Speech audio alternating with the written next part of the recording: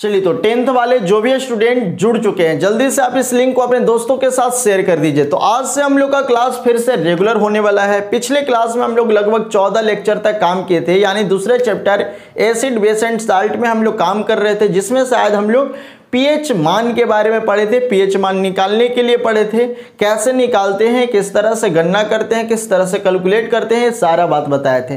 तो चलो जल्दी से जुड़ जाओ, जल्दी जल्दी जुड़ जाओ। अभी हम सभी का चैट या कमेंट नहीं पढ़ेंगे, नहीं पढ़ पाएंगे, लेकिन आप लोग अपना चैट कमेंट में जो भी आपका क्वेश्चन रहे, जो भी आपका बात रहे, जो भी पूछना रहे, वो सभी आप करते रहिएगा। जब हमको समय मिलेगा हम आप सभी का रिप्लाई जरूर देंगे।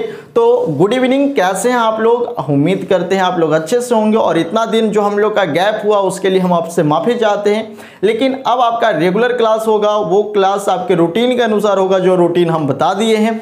बाबू, हम लोग का रूटीन रहेगा शाम 4:30 बजे से, ठीक है, शाम 4:30 बजे से। और एक कौन कौन दिन क्लास आएगा बाबू? तो MFS।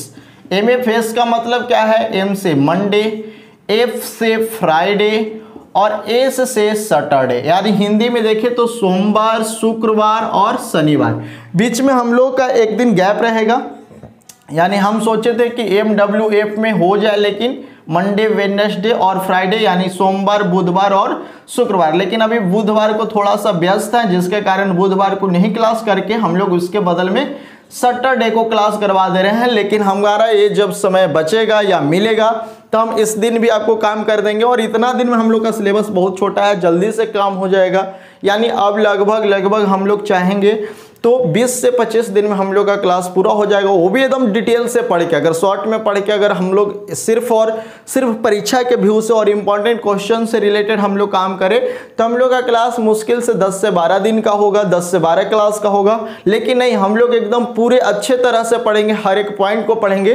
तो उसके साथ हम लोग का 20 से 25 क्लास चलेगा, जो आपके लिए बहुत बेहतर रहेगा। और आप एक अच्छे तरह से केमिस्ट्री को समझ सकते हैं, पढ़ सकते हैं और हर तरह से कवर कर सकते हैं। तो जो भी नए स्टूडेंट हैं वो सभी को बता दीजिए, इस समय ये रूटीन आपको हम पहले भी दिखा चुके हैं। तो इस समय से आपको ये टाइम से, ये जो आपको बताया गया है दिन और समय, इस समय से आप अपने YouTube चैनल पे जरूर आ जाइएगा। जो भी आपको पहले से रिमाइंडर मिले उसको सेट जरूर कर लीजिएगा। आज थोड़ा सा क्लास हम लोग का लेट हो गया, उसके लिए माफ़ी चाहते हैं, लेकिन कोई बात नहीं, हम लोग रेगुलर क्लास समय से रहेंगे। और किसी भी तरह का कोई क्वेश्चन रहे तो आप कमेंट कर सकते हैं, चैट में बता सकते हैं, या हमारे नीचे दिए गए व्हाट्सएप नंबर पे आप व्हाट्सएप कर सकते हैं। या हमसे कोई क्वेश्चन पूछना रहे या PDF चाहिए तो आप उस नंबर पे संपर्क कर सकते हैं। हाँ, एक बात और बताना चाहते हैं, पिछले क्लास में हम लोग बाबू जो भी हम लोग का 13-14 क्लास लगभग हुआ था, उस क्लास में हम लोग पीएच मान को निकालने के लिए सीखे थे कि पीएच मान कैसे निकालते हैं। लेकिन कुछ हमारे पास इंपॉर्टेंट ऐसे प्रोडक्ट हैं, ऐसे हमारे पास उत्पाद हैं, या ऐसे हमारे पास खाद्य पदार्थ हैं, या ऐसे हमारे पास जो भी पदार्थ है जिसका इंपॉर्टेंट है पीएच मान, तो उस पीएच मान को आपको याद कर लेना होगा। वो पीएच मान हम लोग पिछले क्लास में लिखवाया नहीं थे, बोले थे कि अगले क्लास में लिखवा देंगे, लेकिन उसके बाद शायद हम लोग का बीच में क्लास नहीं हुआ। तो कोई बात नहीं, हम उसका आपको PDF दे देंगे। यानी जो भी हमारे लिए इंपॉर्टेंट पीएच मान है वो सभी का आपको एक PDF के थ्रू असाइनमेंट मिल जाएगा। तो जिसको भी असाइनमेंट चाहिए अभी आप इस नंबर पे संपर्क करें, जो नीचे नंबर दिख रहा है उस नंबर पे व्हाट्सएप करें क्लास के बाद, और आपको असाइनमेंट दे दिया जाएगा, ठीक है। तो आज का क्लास बहुत इंपॉर्टेंट होने वाला है। आज हम लोग पढ़ने वाले हैं बाबू साल्ट के बारे में, लवण के बारे में। तो सबसे पहले से आज इसको कवर करते हैं, जो भी हो सके, जितना भी हो सके। हम लोग का क्लास 45 से 50 मिनट का डेली रहेगा। तो लवण क्या है? कभी कभी नेटवर्क प्रॉब्लम के वजह से अगर कम में रह जाए तो कोई बात नहीं, लेकिन हम लोग क्लास अच्छे से करेंगे। लवण क्या है? लवण किसे कहते हैं? लवण को हम किस तरह से समझ सकते हैं? तो बाबू हम जानते हैं कि किसी भी अम्ल तथा भस्म के बीच उदासीनीकरण अभिक्रिया होता है तो बाबू क्या बनता है? लवण बनता है और साथ में जल बनता है। ये बात हमने पहले से जाना है कि अम्ल तथा भस्म के उदासीनीकरण अभिक्रिया के फलस्वरूप जो हमको प्राप्त होता है प्रोडक्ट, वो क्या होता है बाबू? लवण और जल होता है।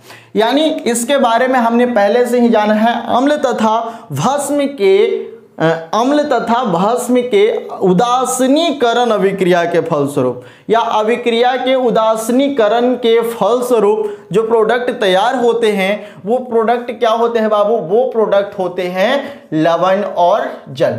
यानी जब हम लोग एसिड को बेस के साथ रिएक्ट करते हैं तो इसके बीच में न्यूट्रलाइजेशन रिएक्शन होता है और इसके फलस्वरूप हमको प्राप्त होता है बाबू साल्ट और वाटर। ये न्यूट्रलाइजेशन रिएक्शन हम लोग पहला चैप्टर में ही पढ़े थे तो उसमें ही आपको बताए थे। तो ये जो आपको दिख रहा है ना, यही क्या है, हमारा लवण है, साल्ट है। यानी इसको हम सिंपल से तरीके से समझ सकते हैं कि अम्ल तथा भस्म की अभिक्रिया के फलस्वरूप लवण तथा जल का निर्माण होता है, या आपको सिर्फ लवण बोलना है तो लवण का निर्माण हो रहा है, साथ में हमको क्या मिल रहा है, जल मिल रहा है। लेकिन एक और बात हमको समझना है कि जब हम लोग किसी भी एसिड को अगर हम लोग क्षारक के साथ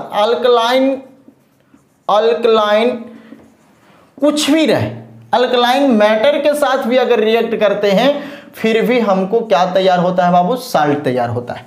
यानी इसको हम कह सकते हैं कि जब हम लोग क्षारक को अम्ल के साथ उदासीनीकरण अभिक्रिया करते हैं तो भी हमको साल्ट तैयार होता है। इसमें वाटर नहीं, सिर्फ और सिर्फ क्या तैयार होता है, साल्ट तैयार होता है। तो चलो बाबू सबसे पहले आप लोग टॉपिक बना लो लवण लिखकर डैश देगा, लिखेगा बाबू, लिखेगा जब अम्ल तथा भस्म के अभिक्रिया के फलस्वरूप ब्रैकेट में लिख लेगा उदासीनीकरण अभिक्रिया के फलस्वरूप ब्रैकेट में क्या लिख लेगा, उदासीनीकरण अभिक्रिया लवण तथा जल का निर्माण होता है, लवण तथा जल का निर्माण होता है। जैसे देखिएगा बाबू एसिड HCl बेस NaOH दोनों के बीच में न्यूट्रलाइजेशन रिएक्शन करने के लिए सिखाए थे, plus minus plus minus plus minus plus minus. Na के साथ क्या मिलेगा बाबू, Cl, तो NaCl प्लस H2O। H2O क्या है, वाटर है, तो NaCl क्या हो जाएगा, NaCl हो जाएगा साल्ट।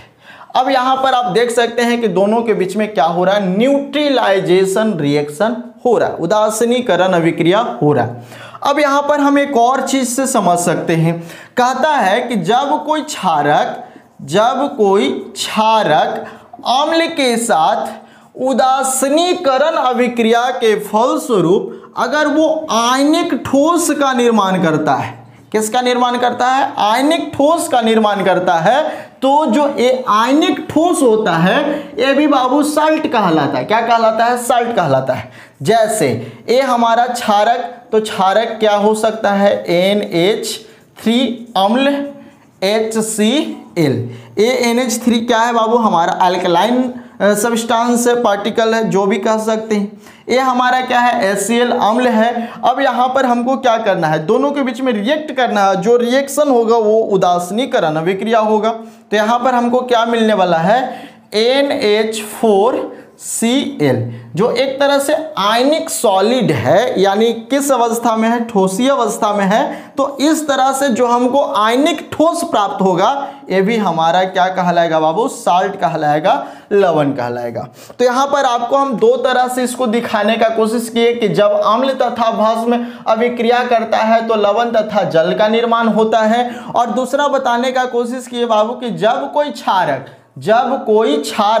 किसी अम्ल के साथ उदासीनीकरण अभिक्रिया के साथ साथ अगर वो आयनिक ठोस का निर्माण करता है, यानी हम इसको सिंपल में डिफाइन कर सकते हैं कि जब क्षारक अम्ल के साथ उदासीनीकरण अभिक्रिया के फलस्वरूप आयनिक ठोस का निर्माण करता है तो उसे भी हम लोग, या उस आयनिक ठोस को हम लोग लवण कहते हैं। तो ये बात आपको जरूर समझ में आया होगा। तो जल्दी से आप दोनों एग्जाम्पल को अपने कॉपी में नोट कर लें। एक को हम लोग क्षारक प्लस अम्ल तो आयनिक सॉलिड, और एक को हम लोग बाबू एसिड प्लस बेस तो साल्ट प्लस वाटर। इसका ए एग्जाम्पल है, इसका ए एग्जाम्पल है। ये जो आयनिक सॉलिड है ये भी क्या है बाबू, साल्ट है। तो इस दोनों परिभाषा को अगर हम याद कर लेते हैं तो हमको कभी भी कोई दिक्कत नहीं होगा। तो चलो जल्दी से आप इसे नोट कर लो। अगर हम इसका एग्जाम्पल और देखें, अगर हम इसको देख लिए हैं तो इसका एग्जाम्पल और भी देख सकते हैं। जैसे में H2SO4 प्लस NaOH, तो क्या मिल जाएगा बाबू, Na2SO4 प्लस H2O। इसी तरह से अगर हम और देखें, जैसे में अगर हमको मिल जाए NO3 प्लस KOH, तो क्या बन जाएगा बाबू, KNO3। ये सब रिएक्शन हम पहले ही पढ़ा चुके हैं, प्लस H2O। तो ये जो आपको दिख रहा है पोटेशियम नाइट्रेट, ये क्या है, साल्ट है। ये जो सोडियम सल्फेट दिख रहा है, ये क्या है, साल्ट है। तो अगर आप ये सभी को देखना चाहते हैं, ये हमारा एसिड है, बेस है, ये साल्ट है, वाटर है, एसिड है, बेस है, साल्ट है, वाटर है। तो ये सभी रिएक्शन को अगर आप नोट करना चाहते हैं तो जल्दी से आप इसका स्क्रीनशॉट ले लीजिए। अब हम लोग देख लेते हैं बाबू लवण का प्रकार। तो जल्दी से आप इसका स्क्रीनशॉट ले लीजिए। चलिए स्क्रीनशॉट ले लिए। अब हम लोग देखते हैं टाइप्स ऑफ साल्ट, लवण कितने प्रकार के होते हैं और हमको कितने प्रकार के पढ़ने हैं। ठीक है, तो लवण बहुत प्रकार के होता है, लवण बहुत प्रकार के होता है, लेकिन हमको जितना पढ़ना है वो कितने हैं। तो चलो सबसे पहले यहां पर देख लेते हैं टाइप्स ऑफ साल्ट। और आप लोग को एक बार फिर से बता दे रहे हैं, आप लोग बिल्कुल समय से डेली जुड़ जाइएगा जो आपको समय है। सबसे पहला बाबू सामान्य लवण, सामान्य लवण जिसको हम लोग कहते हैं नॉर्मल साल्ट, नॉर्मल साल्ट। ध्यान से देखना, आपके बुक में बस 3 ही दिए होंगे, सामान्य लवण, अम्लीय लवण, भस्मीय लवण, लेकिन हम और कुछ और बताएंगे। दूसरा है बाबू हमारे पास, देखो एक और बात बताना चाहता है, इसी सामान्य लवण को आपको अलग तरह से उदासीनीकरण, चाहे उदासीन लवण के रूप में भी पूछेगा, जिसको हम लोग कहते हैं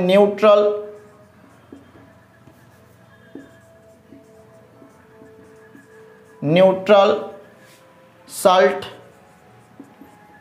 ठीक है, अगर हम लोग आगे देखें तो अम्लीय लवण, अम्लीय लवण जिसको हम लोग कहते हैं बाबू एसिडिक साल्ट। इसके आगे देखें बाबू क्षारीय लवण, क्षारीय लवण जिसको हम लोग कहते हैं बाबू बेसिक साल्ट, बेसिक साल्ट। ये सब पॉइंट को अपने कॉपी में जरूर नोट करेगा। अगला है जो सबसे इंपॉर्टेंट है क्षारक लवण, या इसी को कहीं कहीं क्षारकीय लवण भी देता है, जिसको हम लोग कहते हैं अल्कलाइन साल्ट, अल्कलाइन साल्ट, जो आपके बुक में शायद नहीं होगा। इसके आगे हम लोग देखेंगे बाबू, तो इसके आगे हमको देखना होगा जिसको हम लोग कहते हैं संकर, या इसी को हम लोग कहते हैं संकुल, या इसी को हम लोग कहते हैं जटिल लवण, जो हम लोग को 12th में पढ़ना, अभी नहीं पढ़ना लेकिन बस बता दे रहे हैं। जटिल लवण जिसको हम लोग कहते हैं बाबू कॉम्प्लेक्स साल्ट, कॉम्प्लेक्स साल्ट। इसके आगे और देखें तो और हमको मिलेगा द्युक लवण, द्युक लवण, द्युक लवण को हम लोग कहते हैं बाबू डबल साल्ट, डबल साल्ट। तो आप देख सकते हैं कि इतने तरह के लवण हमको दिखाने हैं, इतने तरह के हमको लवण पढ़ने हैं, लेकिन हमको कितना पढ़ना है, हमको बस पढ़ना है 1, साथ में इसको भी देख लेंगे 2, 3 और एक हमारे लिए इम्पॉर्टेंट है, यानी इतने लवण को हम देखेंगे 1, 2, एक और हमको मिलता है मिश्रित लवण, मिश्रित लवण जिसको हम लोग कहते हैं मिक्सचर साल्ट, मिक्सचर साल्ट। तो इतने तरह के लवण होते हैं, ठीक है ना, इतने तरह के लवण होते हैं, लेकिन हमारे यानी 10th के सिलेबस के अकॉर्डिंग हमको पढ़ना है 1, 2 और 3, बस 3 ही पढ़ना है, लेकिन इसके अलावा हम ये भी बताएंगे और ये भी बताएंगे। बाकी ये 3 को आप छोड़ दीजिए, जब आप 12th में जाइएगा या 11th के लास्ट में जाइएगा या 11th में आप आइएगा तो तो हम आपको बेसिक में ही सब के बारे में बताएंगे। लेकिन अभी जब आपको ये सब जानना ही नहीं है तो ये सब में बिना मतलब के दिमाग मत फैलाइए। तो जल्दी से आप 8 टाइप्स ऑफ साल्ट यानी लवण का प्रकार को अपने कॉपी में नोट कर लीजिए। हाँ, नोट सभी कर लीजिए ताकि आपको पता चल पाए कि हमको कितने तरह के लवण के बारे में पढ़ना है। तो जल्दी से आप इसको नोट कर लीजिए, फिर हम बारी बारी से सभी को समझाते हैं। तो चलो नोट कर लिए। अब हम लोग देख लेते हैं बाबू सबसे पहले सामान्य लवण। बहुत सिंपल सा इसका डिफिनेशन है और आप इसको समझ भी जाइएगा। सिंपल लवण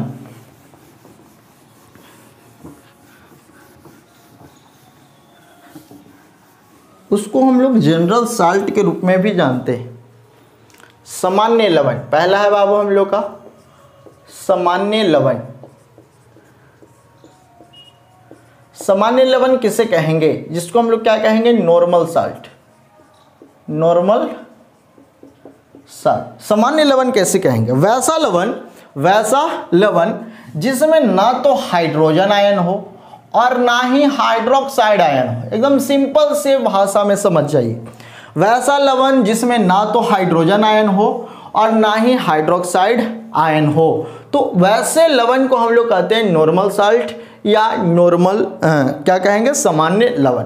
अब हम इसको दूसरे तरह से डिफाइन भी कर सकते हैं कि अम्ल तथा भस्म या अम्ल तथा क्षार के पूर्ण उदासीनीकरण के फलस्वरूप जो हमको लवण प्राप्त होता है वही लवण क्या कहलाता है बाबू? सामान्य लवण कहलाता है। कहता है पूर्ण उदासीनीकरण यानी पूरा रूप से वो उदासीन हो जाए, पूर्ण रूप से वो उदासीन हो जाए, तो वैसे लवण को हम लोग क्या कहेंगे? कहेंगे सामान्य लवण। तो HCl प्लस NaOH। तो हम लोग देख सकते हैं कि यहाँ पर क्या बनने वाला है बाबू? NaCl plus H2O। अब इसमें साल्ट कौन है? NaCl। तो आप देख सकते हैं कि NaCl में कोई H या OH दिख रहा है? नहीं दिख रहा है। यानी वैसे लवण को ही हम लोग कहते हैं नॉर्मल साल्ट। समझ में आ रहा है? यानी वैसा लवण जिसमें हाइड्रोजन या हाइड्रोक्साइड आयन नहीं हो, या कह सकते हैं कि अम्ल तथा भस्म के पूर्ण उदासीनीकरण अभिक्रिया के फलस्वरूप जो लवण तैयार होता है वैसे लवण को हम लोग कहते हैं नॉर्मल साल्ट। जैसे एग्जाम्पल और भी देखना चाहें तो क्या हो सकता है? KNO3 हो सकता है, Na2SO4 हो सकता है, K2SO4 हो सकता है। तो ये सब जो लवण आपको दिख रहे हैं ये सभी लवण को ही हम लोग कहते हैं सामान्य लवण। सेकेंड है बाबू जो इसी से रिलेटेड है जिसको हम लोग कहते हैं उदासीन लवण। उदासीन लवण। अभी उदासीन लवण क्या है? Neutral salt. बिल्कुल सेम है दोनों। एक तरह से कहिए तो सामान्य लवण को ही हम लोग उदासीन लवण भी कहते हैं, लेकिन अगर हम इसको डिफाइन करना चाहें तो इससे थोड़ा सा चेंज कर देंगे। इसमें हम लोग ये देख लिए कि जिसमें हाइड्रोजन या हाइड्रोक्साइड आयन न हो, न उपस्थित हो, उसे हम लोग क्या कहेंगे बाबू? सामान्य लवण कहेंगे। लेकिन अगर हम उदासीन लवण तो ये भी बताएं कि पूर्ण उदासीनीकरण के फलस्वरूप, तो इसमें भी सेम चीज है, बस हमको थोड़ा सा दिखा देना है कि जिसमें एसिड और बेस दोनों के दोनों क्या हो? स्ट्रांग हो। क्या हो? स्ट्रांग हो। यानी प्रबल अम्ल स्ट्रांग एसिड और स्ट्रांग बेस के बीच में जो पूर्ण उदासीनीकरण अभिक्रिया होता है उसके फलस्वरूप जो लवण तैयार होता है तो उस लवण को हम लोग कहते हैं बाबू उदासीन लवण। फिर से सुन लो, प्रबल अम्ल तथा प्रबल भस्म के पूर्ण अभिक्रिया के या पूर्ण उदासीनीकरण अभिक्रिया के फलस्वरूप जो लवण तैयार होता है उसे हम लोग कहते हैं बाबू उदासीन लवण। याद आ रहा है? समझ में आ रहा है मेरा बात? हम क्या कह रहे हैं? फिर से सुनो, प्रबल अम्ल, फिर से देखेगा उदासीन लवण किसे कहते हैं? तो प्रबल अम्ल तथा प्रबल भस्म या प्रबल क्षार के अपूर्ण नहीं पूर्ण उदासीनीकरण अभिक्रिया के फलस्वरूप जो लवण तैयार होता है उस लवण को ही हम लोग कहते हैं उदासीन लवण। जैसे यहाँ पर देख लो स्ट्रॉन्ग एसिड HCl प्लस में स्ट्रॉन्ग बेस ले लो NaOH, दोनों के बीच में रिएक्ट करो तो क्या मिलेगा बाबू? NaCl plus H2O। तो ये जो आपको दिखाई दे रहा है साल्ट ना, ये साल्ट जो आपको दिखाई दे रहा है ये स्ट्रॉन्ग एसिड और स्ट्रॉन्ग बेस से मिलकर पूर्ण रूप से न्यूट्रलाइजेशन हो रहा है, न्यूट्रलाइजेशन हो रहा है। तो ऐसे रिएक्शन को ही हम लोग क्या कहेंगे बाबू, ऐसे रिएक्शन से प्राप्त जो हमको लवण मिलेंगे उस लवण को ही हम लोग कहेंगे उदासीन लवण, न्यूट्रल साल्ट। समझ में आ रहा है। अब इसके जगह पर हम लोग और भी देख सकते हैं, जैसे में H2SO4 प्लस KOH, तो क्या हमको मिल जाएगा, इधर देख लो K2SO4 प्लस H2O। तो ये जो हमको साल्ट मिल रहा है ये भी एक तरह से क्या है, उदासीन है। अगर KNO3 को देखेंगे तो ये भी क्या है, उदासीन है।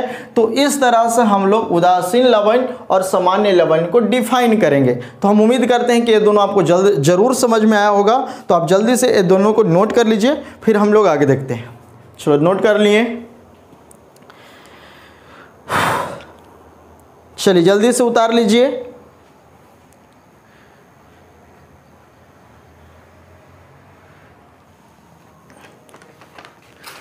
चलिए नोट कर लिए। अब हम लोग देख लेते हैं बाबू आगे।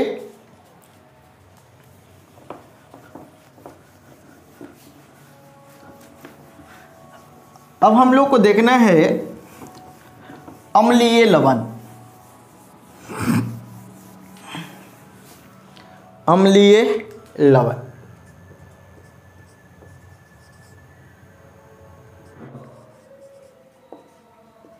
अम्लीय लवण जिसको हम लोग कहेंगे एसिटिक सॉल्ट। अब हम किसे कहेंगे, तो एकदम सिंपल से तरीका से हम इसको समझा सकते हैं कि वैसा लवण जिसके समूह में हाइड्रोजन आयन हो। ठीक है, वैसा लवण जिसके समूह में हाइड्रोजन आयन हो उसे हम लोग क्या कहेंगे, अम्लीय लवण कहेंगे।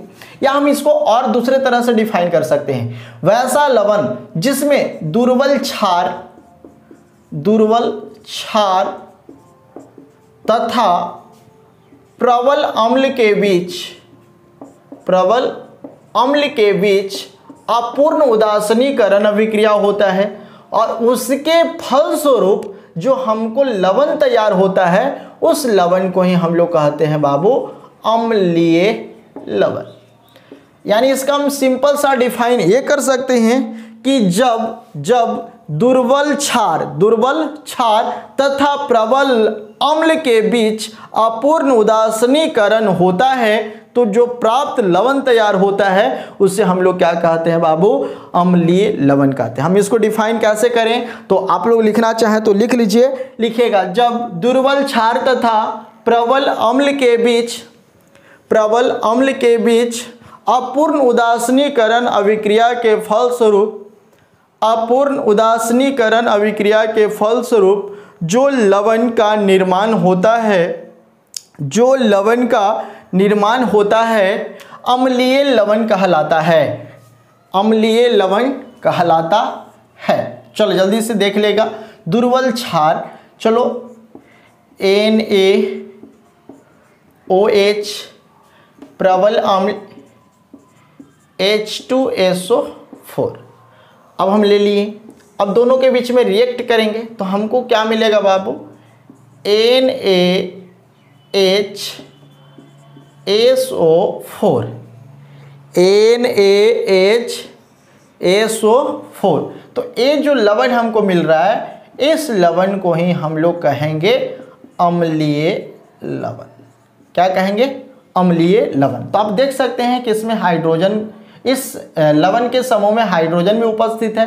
तो आपको हम पहले भी बता दिए थे कि जब कोई भी लवण के समूह में अगर हाइड्रोजन आयन उपस्थित हो तो वैसे लवण को ही हम लोग क्या कहते हैं, वैसे लवण को ही हम लोग कहते हैं बाबू अम्लीय लवण। क्या कहते हैं, अम्लीय लवण।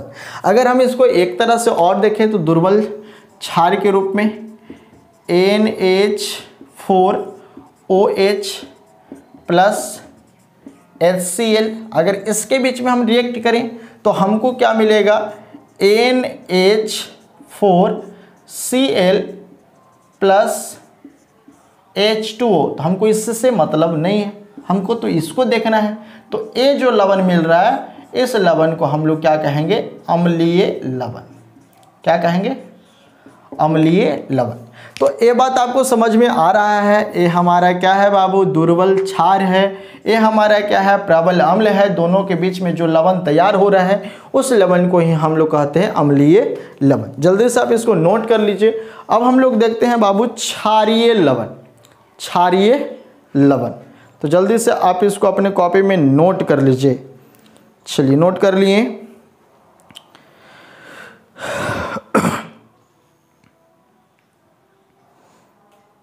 चलिए, जल्दी से आप इसका स्क्रीनशॉट ले लीजिए, अपने कॉपी में नोट कर लीजिए। इसके बाद हम लोग आगे देखते हैं।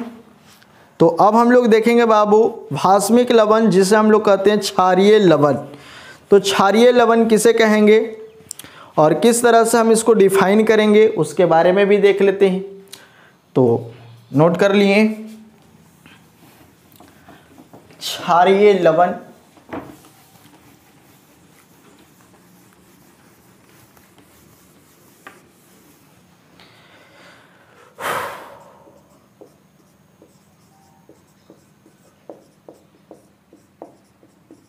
क्षारीय लवण जिसे हम लोग कहेंगे बाबू बेसिक साल्ट। बेसिक साल्ट किसे कहेंगे? Basic salt. वैसा लवण जिसका उदासीनीकरण जो अभिक्रिया के फलस्वरूप जो हमको समूह मिलेगा, उस समूह में OH होगा। क्या होगा? OH होगा, यानी हाइड्रोक्साइड समूह उपस्थित होगा। तो वैसे जो पदार्थ होंगे या वैसे जो लवण होंगे, वैसे लवण को ही हम लोग क्या कहेंगे बाबू? हम लोग कहेंगे उसको क्षारीय लवण, या इसी को हम लोग कहते हैं भास्मिक लवण। ठीक है, तो ये बात आपको जरूर समझ में आ रहा होगा। तो बहुत बढ़िया, आप लोग इसी तरह से डेली मेहनत करते रहें और जो भी क्वेश्चन आपको पूछना रहे आप चैट में बताते रहें। तो चलिए, जल्दी से आप टॉपिक बना लीजिए क्षारीय लवण। अब हम लोग देख लेते हैं कि क्षारीय लवण क्या है, कैसे बनेगा और कैसे हम इसको समझेंगे। तो बिल्कुल इसका आसान सा भाषा में कह सकते हैं कि वैसा लवण जिसके समूह में या जिसके उदासीनीकरण के फलस्वरूप या अपूर्ण उदासीनीकरण के फलस्वरूप जो लवण तैयार होता है, उस लवण के समूह में अगर हाइड्रोक्साइड समूह हो, तो वैसे लवण को ही हम लोग कहते हैं क्षारीय लवण।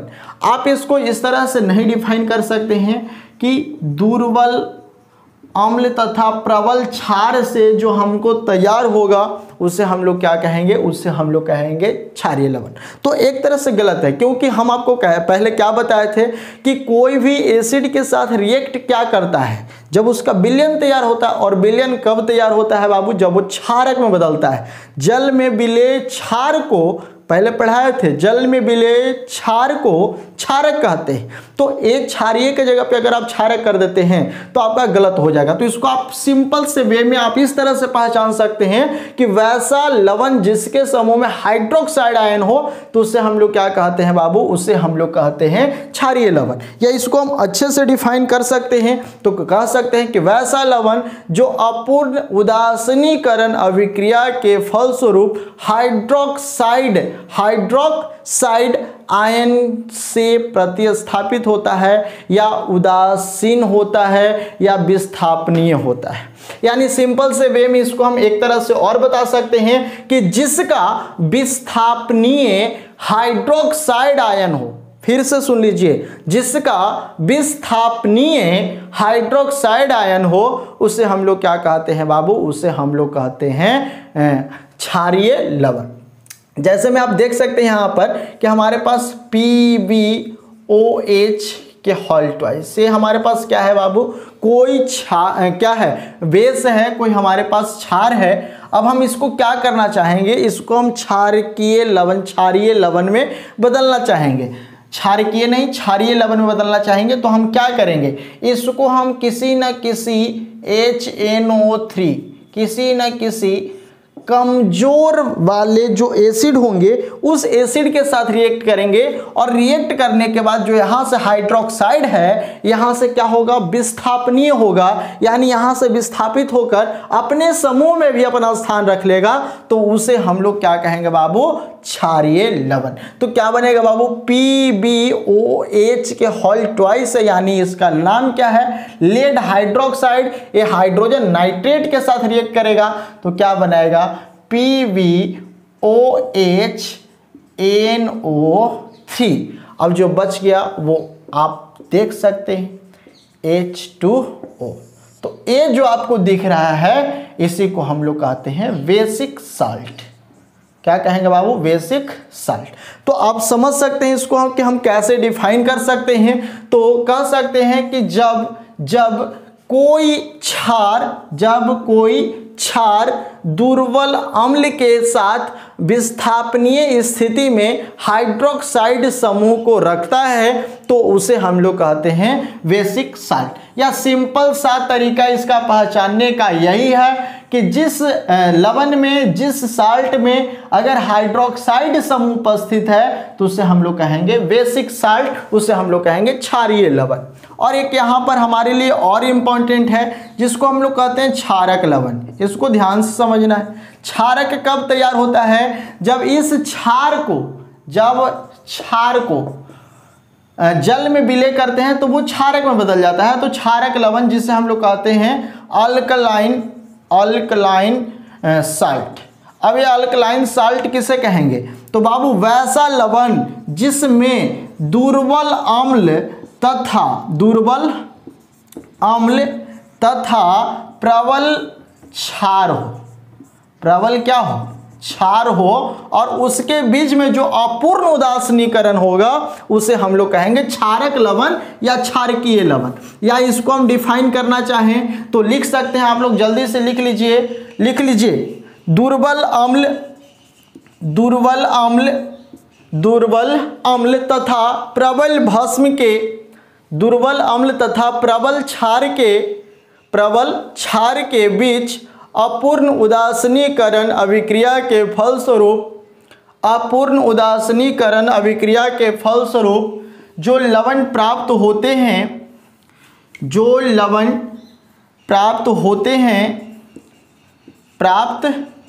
हैं क्षारक लवण कहलाते हैं। क्षारक लवण कहलाते हैं। चलो देख लो, ये क्या है बाबू, ये है प्रबल भस्म, प्रबल बेस। ये क्या है बाबू, दुर्बल अम्ल। ये कौन सा अम्ल है, ये है एसेटिक अम्ल। क्या है, एसेटिक अम्ल। आप लोग सब जानते हैं। इसको हम लोग क्या कहते हैं, इथेनोइक एसिड। तो इस अम्ल को हम लोग कहते हैं दुर्बल अम्ल। और ये क्या है बाबू, प्रबल भस्म, प्रबल क्षार, दोनों के बीच में जो अपूर्ण उदासीनीकरण अभिक्रिया होता है तो हमको क्या मिलेगा बाबू, प्लस माइनस। ठीक है, अब यहाँ पर देख लो, ये हमको क्या मिल रहा है, माइनस, और ये क्या मिल रहा है, प्लस। तो इसका प्लस तो इसका माइनस, और इसका प्लस तो इसका माइनस, यानी Na किसके साथ जाएगा, CO के साथ जाएगा, यानी CH3CONA प्लस। यहाँ से आपको अब क्या मिल रहा है, H, यहाँ से क्या मिल रहा है, OH, तो हमको क्या मिल जाएगा, H2O। तो यहाँ पर जो आप देख रहे हैं sodium salt of ethanoic acid, यानी यहाँ पर आपको इथेनोइक अम्ल का सोडियम साल्ट तैयार हो रहा है। तो इस साल्ट को ही हम लोग कहते हैं क्षारक लवण। क्या कहते हैं, क्षारक लवण। यानी सिंपल से वे में आप इसको समझना चाहें तो यहाँ पर जो अम्ल भस्म होता है वो स्ट्रॉन्ग होता है, और जो यहाँ पर एसिड होता है वो वीक होता है, यानी जब स्ट्रॉन्ग बेस और वीक एसिड के बीच में रिएक्शन होगा तो उसके बीच में जो साल्ट तैयार होगा वो साल्ट क्या होगा, क्षारक होगा। क्या होगा, क्षारक होगा। अब बाबू ये बात जल्दी से अगर आप समझ गए हैं तो अपने कॉपी में नोट कर लीजिए। तो हमको यही 5 बात पढ़ना था। पहला हमने पढ़ा सामान्य लवण, दूसरा हमने पढ़ा उदासीन लवण, तीसरा हमने पढ़ा अम्लीय लवण, चौथा हमने पढ़ा क्षारीय लवण। क्षारीय लवण को कैसे पहचानेंगे, तो जिसके समूह में हाइड्रोक्साइड आयन दिख जाएगा।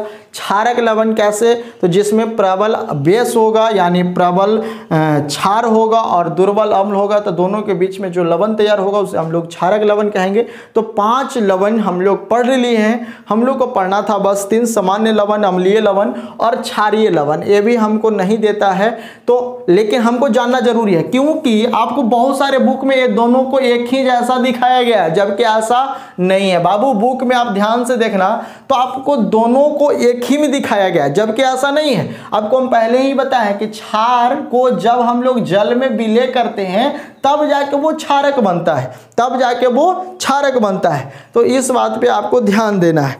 अब यहाँ पर हमको एक बात समझना है और कि जब यहाँ पर हम इस नोट कर लिया ना, जब यहाँ पर हम इस सारा बात को देख लिए तो हमको 3 बात को और देखना है। जो सामान्य लवण होगा या उदासीन लवण होगा उसका पीएच मान क्या होगा, उसका पीएच मान होगा बाबू 7। जब उदासीन है, पूर्ण रूप से उदासीन है, तो उसका पीएच मान क्या होगा, 7।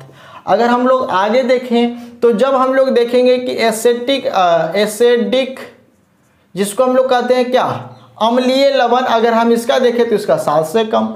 अगर हम बेसिक के बारे में देखें तो एक क्या होगा, 7 से ज़्यादा होगा। इसी तरह से अगर हम लोग किसको देखें, इसका देखें, क्या नाम था, अल्कलाइन क्षारक साल्ट का, तो ये दोनों एक तरह से काम करेगा। तो इसमें आप देख सकते हैं और समझ सकते हैं कि ये क्या कैसे हो सकता है। अब यहाँ पर आपको दिखाई दे रहा है अम्लीय लवण और क्षारक लवण। तो इसमें आप 2 चीज़ दिखाई दे रहा है आपको कि इसमें आप देख सकते हैं कि अम्लीय लवण में क्या था, प्रबल अम्ल था। अम्लीय लवण में क्या था बाबू, प्रबल अम्ल था। अब जब प्रबल अम्ल है यानी इसमें अम्ल का मात्रा ज़्यादा है, तो जब अम्ल का मात्रा ज़्यादा है तो इसमें अम्लीय गुण होगा। और अम्लीय गुण जब होता है बाबू तो उसमें आपको क्या देखने को मिलता है, वो क्या करता है, वो कर देता है नीले लिटमस पत्र को लाल। तो जो अम्लीय लवण होगा उसका भी जलीय विलयन को अगर हम लोग नीले लिटमस पत्र पे डालेंगे तो किस में बदल देगा बाबू, रेड में बदल देगा। और सेम प्रोसेस यहाँ पर आपको देखने को मिलेगा। अल्कलाइन साल्ट, ये क्षारीय लवण में नहीं, क्षारकीय लवण में, जिसको हम लोग कहते हैं अल्कलाइन साल्ट, जिसको हम लोग कहते हैं क्षारक लवण, ये सेम रूप से किसका विपरीत काम करेगा, अम्लीय लवण के काम करेगा। तो इसका जो पीएच मान होगा 7 से ज़्यादा होगा। और जब 7 से ज़्यादा होगा तो ये किस रूप में काम करेगा, क्षारकीय रूप में काम करेगा। और क्षारकीय रूप में काम करेगा तो ये रेड लिटमस को ब्लू में बदल देगा। तो ये था बाबू हम लोग का क्या, लवण। अब यहाँ पर हमको एक छोटा सा पॉइंट देखना है। ये सारा पॉइंट आप लोग का क्लियर हो गया होगा। अगर नहीं हुआ तो आप कमेंट में ज़रूर बताइएगा, आपको हम फिर से बताएंगे और फिर से समझाने का कोशिश करेंगे। यहाँ पर आपको थोड़ा सा कन्फ्यूजन हो रहा होगा क्षारीय लवण और क्षारकीय लवण में, तो एक बार फिर से हम बता देते हैं। क्षारीय लवण को एकदम सिंपल से वे में अगर आप समझना चाहते हैं तो समझिएगा ऐसे कि जिस समूह में हाइड्रोक्साइड आयन हो उसे हम लोग क्षारीय लवण कहते हैं। अगर क्षारकीय लवण को समझना हो तो आप सिंपल से तरीका से समझिएगा कि जिसमें स्ट्रॉन्ग बेस हो, क्या हो, बेस हो जो स्ट्रॉन्ग हो, और जो हमारा एसिड हो वो क्या हो, कमजोर हो, तो उसके बीच में जो अभिक्रिया होगा वो क्या तैयार होगा, वो तैयार होगा बाबू क्षारकीय लवण। क्षारीय नहीं, क्षारकीय। अब यहाँ पर फिर से देखो, सामान्य लवण जो होगा उसका पीएच 7 होगा, ठीक है, और इसका लिटमस पर कोई भी प्रभाव नहीं पड़ेगा। दूसरा हमने पढ़ा अम्लीय लवण, अम्लीय लवण। अब जो ये अम्लीय लवण होगा इसका पीएच 7 से कम होगा। क्या होगा, पीएच 7 से कम होगा, 7 से कम होगा। और इसका लिटमस पे प्रभाव पड़ेगा और ये क्या करेगा, रेड लिटमस ब्लू लिटमस को रेड करेगा। क्या करेगा, देखो यहां पर बताया हमने, ब्लू को क्या करेगा, रेड करेगा। अगर हम लोग क्षारकीय को देखें तो ये क्षारकीय पूर्ण रूप से इसका काम नहीं करेगा जब तक हम इसका घोल तैयार नहीं करेंगे, जब तक हम इसका विलयन तैयार नहीं करेंगे, जब तक ये काम नहीं करेगा। तो वो क्या कहलाएगा बाबू, क्षारक लवण कहलाएगा, क्षारक लवण। और क्षारक लवण में क्या होता है, अम्लीय लवण में प्रबल अम्ल दुर्बल भस्म, क्षारक लवण या क्षारकीय लवण में दुर्बल अम्ल अप्रबल भस्म। तो इसका जो पीएच होगा वो पीएच क्या होगा बाबू, 7 से ज्यादा होगा, क्योंकि इसमें पूरा का पूरा गुण क्षारक वाला आएगा। तो इसका पीएच होगा 7 से ज्यादा, और 7 से ज्यादा होगा तो ये क्या करेगा, रेड लिटमस को ब्लू में चेंज कर देगा, यानी ब्लू रंग में बदल देगा। तो यहाँ पर ये बात आपको समझ में आ गया होगा कि किस तरह से हम लवण को पहचानेंगे। तो जिस लवण का पीएच 7 होगा वो सामान्य या उदासीन होगा, जिस लवण का पीएच 7 से कम होगा वो अम्लीय होगा, और जिस लवण का पीएच 7 से ज़्यादा होगा वो क्या होगा, क्षारक होगा। और ये क्षारीय का कोई मतलब तब तक नहीं है जब तक इसका घोल तैयार नहीं हो, और घोल जैसे ही तैयार हो जाएगा ये भी किस में बदल जाएगा बाबू, क्षारक में बदल जाएगा।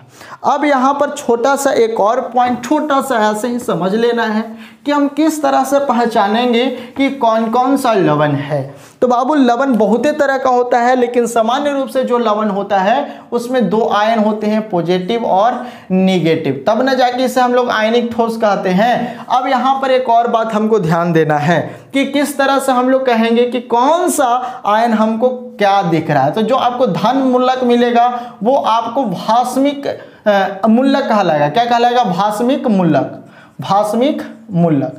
जो आपको ऋण रहेगा उसे हम लोग कहेंगे अम्लीय मूलक। इस बात पे आपको ध्यान देना है, अम्लीय मूलक, क्योंकि आपको पता है कि पॉजिटिव निगेटिव होता है। तो जो पॉजिटिव होगा उसे हम लोग कहेंगे भास्मिक मूलक, और जो निगेटिव होगा उसे हम लोग कहेंगे अम्लीय मूलक। ये बात को आपको पॉइंट में ध्यान रखना है। अब यहाँ पर जैसे में मान लेते हैं कि अगर कोई सामान्य लवण में, अगर कोई सामान्य मूलक, अगर कोई सामान्य पदार्थ, अगर कोई सामान्य मूलक अगर 1 से ज़्यादा है या सामान्य 1 से ज़्यादा है तो उसे हम उसी मूलक के आधार पर जानते हैं या उसी लवण के आधार पर जानते हैं। जैसे में अगर हम लोग यहाँ पर देख लें NaCl या Na2SO4, तो आप देख सकते हैं कि इसमें ये दोनों क्या है, सामान्य है, तो इसे हम लोग कहेंगे सोडियम मूलक। क्या कहेंगे, सोडियम मूलक। ठीक है, क्या कहेंगे, सोडियम मूलक। लेकिन अगर हम इसको देखें जैसे में HCl, और जैसे में हमको मिल जाए और कुछ भी, जैसे क्या हो जाए NH4Cl, तो आप इसमें देख सकते हैं क्लोरीन दोनों में सेम है, तो इसे हम लोग कहेंगे क्लोरीन मूलक।